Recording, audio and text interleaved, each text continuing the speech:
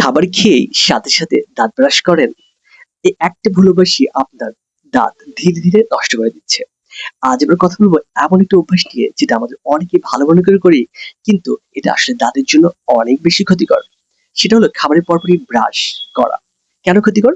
আমরা যখন খাবার খাই, বিশেষ করে টকজাত খাবার যেমন সেটা লেবু, আচার বা চা কফি জাতীয় পানীয়, তখন মুখের ভেতরের পরিবেশটা স্বাভাবিকভাবে কিছুটা অ্যাসিডিক হয়ে যায়। এই অ্যাসিডের প্রভাবে দাঁতের বাইরের শক্ত আবরণ, যাটাকে আমরা এনামেল বলি, সেটা স্বাভাবিকভাবে নরম হয়ে যায়। এতে কি হয়? এতে আপনি যখন ওই অবস্থায় জোরে জোরে ব্রাশ করেন, তখন ব্রাশের ঘর্ষণে সেই নরম এনামেল ক্ষয় হয়ে যায় এবং আপনার এটা একবার যখন ক্ষয় হয়ে যায়, তখন এটা আর আসলে ফিরে আসে না আগের অবস্থায়।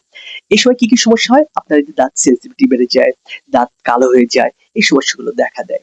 তাহলে কি করবেন? তাহলে যেটা আমরা বলি যে খাবার পরে সাথে সাথে ব্রাশ না, কমপক্ষে আধা ঘন্টা থেকে ১ ঘন্টা পরে ব্রাশ করুন।